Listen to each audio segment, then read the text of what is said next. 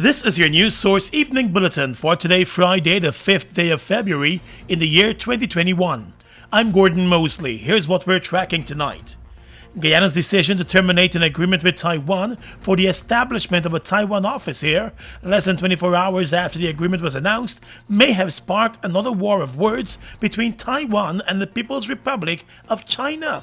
And now Taiwan is accusing China of bullying Guyana. Taiwan, which was excited about the agreement signed back in January, is now accusing China of bullying Guyana into terminating the agreement. China sees Taiwan as a breakaway province and maintains that the island is part of its territory. In a statement issued today, the Taiwanese Foreign Ministry expressed its grave disappointment over the termination of the agreement. According to Taiwan, the government of Guyana is holding on to its position despite multiple efforts to change its mind. Taiwan said Guyana's position to terminate the agreement came after pressure from the Chinese government. Taiwan condemned the Chinese government for what it called resorting again to bullying tactics to suppress Taiwan's international presence and deny the Taiwanese people the right to participate in international affairs. The statement from the Taiwan Ministry of Foreign Affairs said the Chinese government's relentless efforts to isolate Taiwan in the international arena contradict its leader's recent declaration that the strong should not bully the weak. Other than a one-paragraph press statement which announced the termination of the agreement, the Guyana government has been silent on the embarrassing issue. Although the agreement between Guyana and Taiwan was signed since the 11th of January and the Taiwan office went into operation 4 days later, it was the US government in a tweet that announced the agreement, which it welcomed. The Guyana Minister of Foreign Affairs initially claimed that China was made aware of the agreement. However, the morning after the agreement was announced, the Chinese government dispatched its acting ambassador to meet with the Foreign Affairs Minister, who expressed China's objection and disappointment over the agreement. News source understands that a Chinese embassy official dispatched a direct message from the Chinese president and also highlighted the consequences that Guyana could face if it held on to the agreement. Moments after the meeting concluded, the Guyana government announced the termination of the agreement with Taiwan. The opposition APNU-AFC has bashed the Guyana government for even considering the signing of the agreement, since for decades Guyana has maintained good relations with China and has observed the One China policy. The opposition believes that the Guyana government's decision may have caused some harm to the Guyana-China relationship. More news coming up in a moment.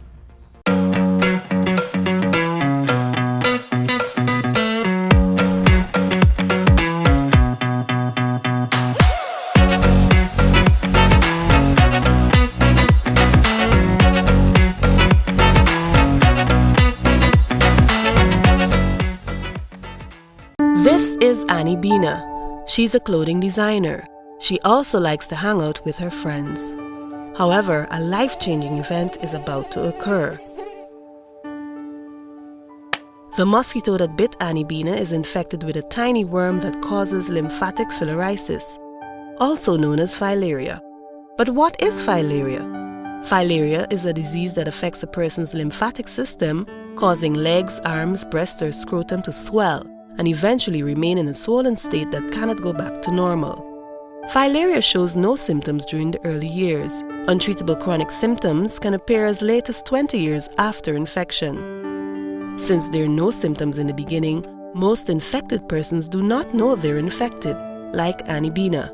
When the symptoms begin to appear, nothing will be able to make them disappear.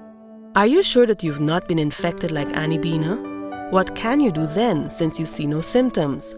Take your pills. Prevention is the best cure. A message from the Ministry of Health in collaboration with PAHO WHO. Mobil Special and all other Mobil lubricants are distributed by Salt Guyana Inc. Mobil Special and all other Mobil lubricants are distributed by Salt Guyana Inc. Mom, what are you doing with GPL on your list? Child, you forgot I have to pay GPL? You got time with GPL? I have to keep these lights on.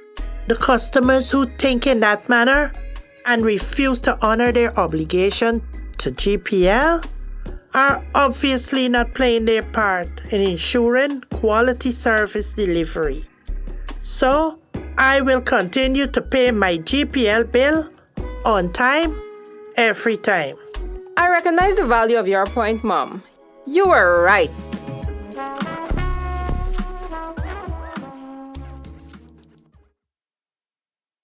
This is Annie Bina. She's a clothing designer.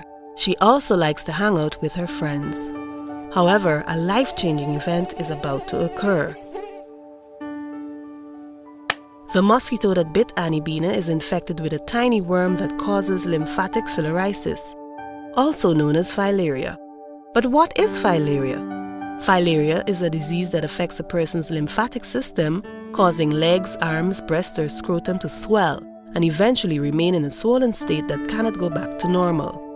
Filaria shows no symptoms during the early years. Untreatable chronic symptoms can appear as late as 20 years after infection. Since there are no symptoms in the beginning, most infected persons do not know they're infected, like Annie Bina. When the symptoms begin to appear, nothing will be able to make them disappear. Are you sure that you've not been infected like Annie Bina? What can you do then since you see no symptoms? Take your pills. Prevention is the best cure. A message from the Ministry of Health in collaboration with PAHO WHO. GBTI is your Guyanese bank, a bank that understands every customer's unique needs, opportunities, challenges, and financial concerns. At GBTI, we see you for you. Whether you're buying a new home or car, planning your next vacation or retirement, saving for your child's future, or whether you're ready to take that bold step of investing in your dream business idea, we are with you every step of the way. We hear your stories and watch you focus on your dreams as we share your aspirations. We are more than just banking. We are a family. We are part of your community. Our commitment extends way beyond the walls of our branches and is demonstrated every day in the opportunities we provide to our individual and business customers. The support, time, and commitment we give back to communities across Guyana to help improve the lives of our Guyanese families. Because we see Guyana through your eyes. Fuel it up and drive, Super 95. Tune up. Fuel it up and drive, Super 95. Tune up. Protect your fuel system, boy. High mileage and performance, boy. Guy Oil Super 95 gasoline gives you more reasons to drive and is available at 56 service stations nationwide. For affordable price, high performance, and high mileage, choose Guy Oil's Super 95 gasoline. Fuel it up and drive.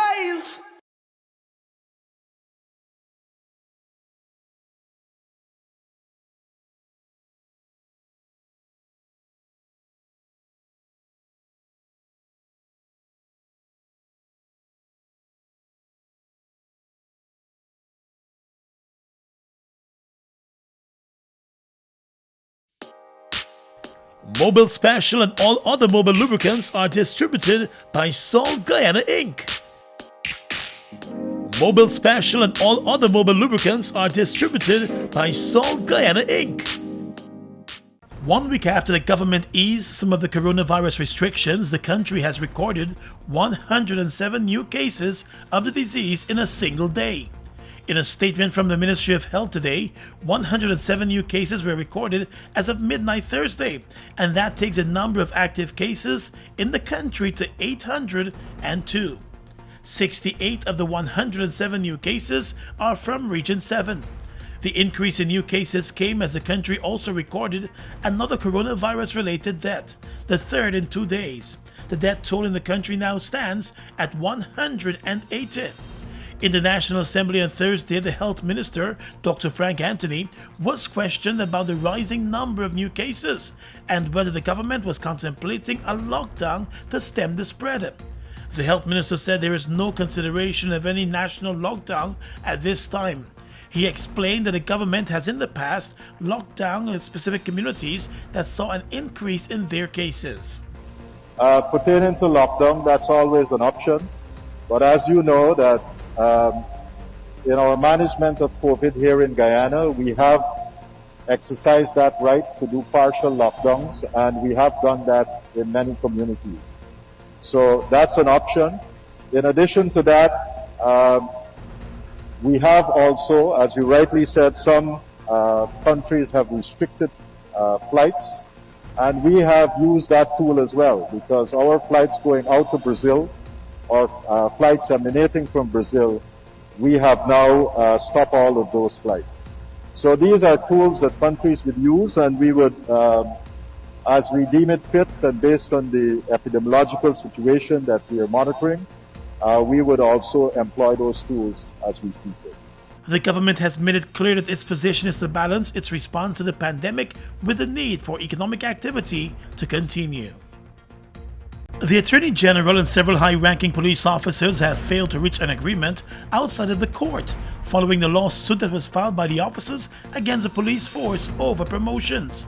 With the failure to reach the agreement, the matter will remain in court, and the Chief Justice will decide on its outcome after listening to arguments and accepting submissions. The last time the matter was called, the Attorney General Anil Nandlal informed the court that the Police Service Commission was going to make moves to resolve the matter. However, the matter has not been resolved. In light of that revelation, the Chief Justice instructed that all parties submit their affidavits in response and return on the 9th of April for oral arguments in the matter. Senior Superintendent of Police Calvin Brutus made the application to the court, asking the court to halt promotions due to several irregularities in the process. He has complained that he was overlooked because of what he calls a trivial matter before the Police Service Commission. Mr. Brutus said he should have been promoted to Assistant Police Commissioner. The officer is of the view that the practice of not promoting persons who have disciplinary matters against them perpetuates a permanent injustice against him and others who are slated for promotions. He wants the court to declare that the practice of the PSC is unlawful. He also wants the court to cancel the decision of the Police Service Commission not to promote him. He's also asked the court to cancel the promotion of 3 other officers.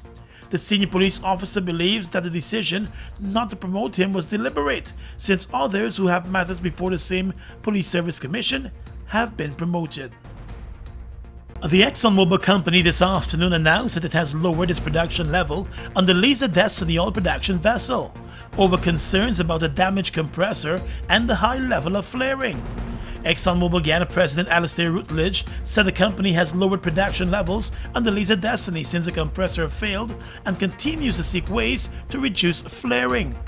He explained that Exxon is currently injecting or using 88% of the gas produced from the wells, adding that the company shares a common interest in responsible management and appropriate standards for the development of the country's natural resources. Exxon also announced today that a technical team was able to safely remove the damaged third-stage compressor from the package enclosure on the Liza Destiny and is preparing for its transport onshore. An initial examination, the company said, determined that the unit has to be sent for repairs in Germany.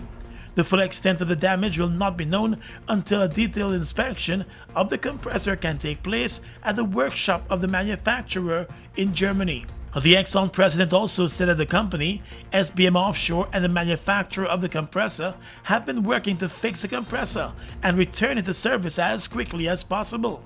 Last Friday, Exxon announced a temporary increase in flaring above pilot levels in order to maintain safe operations. The move has come under criticism from environmentalists and other groups, which have noted the impact the release of the gases could have on the environment. In a statement last evening, the Alliance for Change said it is dumbfounded by the government's decision to allow the company to continue flaring. The AFC said this is not in the best interest of Guyana and continues in the face of wanton and extremely excessive flaring of natural gas produced by the company. A 40-year-old man who was remanded to jail earlier this week for trafficking marijuana died this morning after he was attacked and badly beaten in the Lusignan jail. A statement from the Guyana Prison Service said the prisoner, Victor Sumaru, was asleep at around 9:05 last night when he was attacked by another prisoner who lashed him across the head with a piece of brick that had been wrapped in a towel.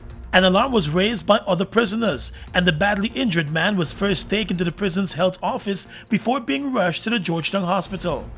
At the Georgetown Hospital, he was seen by a doctor and other medical personnel. He passed away while he was still receiving treatment this morning. The Guyana Prison Service has since called in police investigators who are leading the probe of the incident.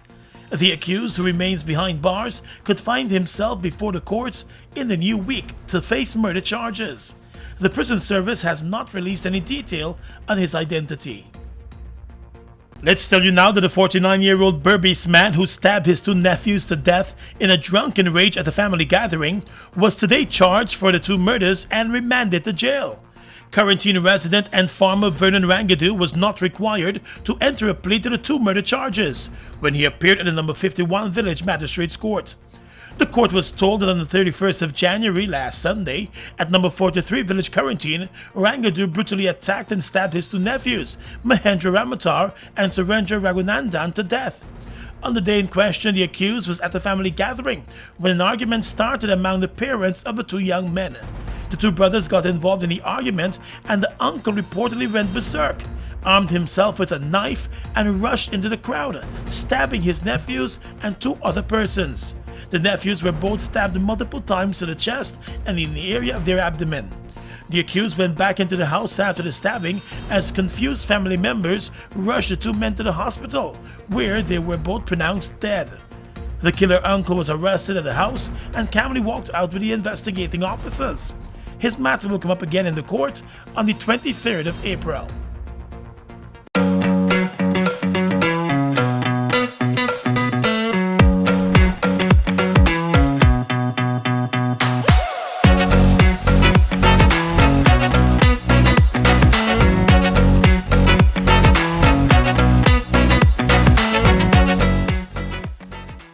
This is Annie Bina. She's a clothing designer.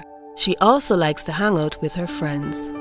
However, a life-changing event is about to occur. The mosquito that bit Annie Bina is infected with a tiny worm that causes lymphatic filariasis, also known as filaria. But what is filaria? Filaria is a disease that affects a person's lymphatic system, causing legs, arms, breast, or scrotum to swell and eventually remain in a swollen state that cannot go back to normal. Filaria shows no symptoms during the early years. Untreatable chronic symptoms can appear as late as 20 years after infection. Since there are no symptoms in the beginning, most infected persons do not know they're infected, like Annie Bina. When the symptoms begin to appear, nothing will be able to make them disappear. Are you sure that you've not been infected like Annie Bina? What can you do then, since you see no symptoms? Take your pills. Prevention is the best cure. A message from the Ministry of Health in collaboration with PAHO WHO. Mobil Delvac and all other mobile lubricants are distributed by Salt Guyana Inc. Mobil Delvac and all other mobile lubricants are distributed by Salt Guyana Inc.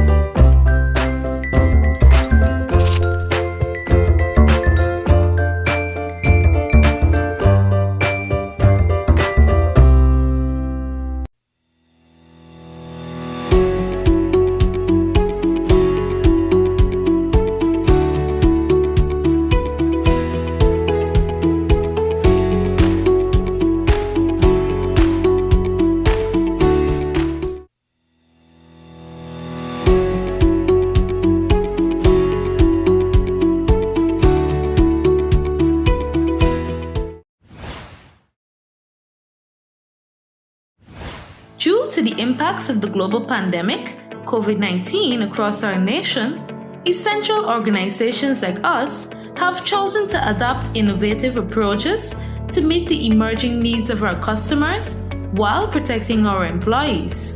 Here are some quick tips to make managing your GPL bill easier while we practice social distancing. To register for electronic billing, you can use the e-billing tab on your website. To access your bill balance, you can use 4 options: the website live chat at gpl.net, the online inquiry on our website under billing, SMS Freedom by texting your GPL reference number to 624-0400 or 608-8400, or call our call center at 226-2600. A message from the Guyana Power and Light Incorporated. We are legions of men standing strong, but never too proud to stoop and help someone. We must send a clear signal to all: do right, walk in upright ways, knowing that's what being a man is all about, and ever aware that things will only get worse when good men do nothing. Stand strong, be the one to live right. Mobil Delvac and all other Mobil lubricants are distributed by Salt Guyana Inc. Mobil Delvac and all other Mobil lubricants are distributed by Salt Guyana Inc. This is Annie Bina. She's a clothing designer. She also likes to hang out with her friends. However, a life-changing event is about to occur. The mosquito that bit Annie Bina is infected with a tiny worm that causes lymphatic filariasis, also known as filaria. But what is filaria? Filaria is a disease that affects a person's lymphatic system, causing legs, arms, breasts, or scrotum to swell and eventually remain in a swollen state that cannot go back to normal. Filaria shows no symptoms during the early years. Untreatable chronic symptoms can appear as late as 20 years after infection. Since there are no symptoms in the beginning, most infected persons do not know they're infected, like Annie Bina.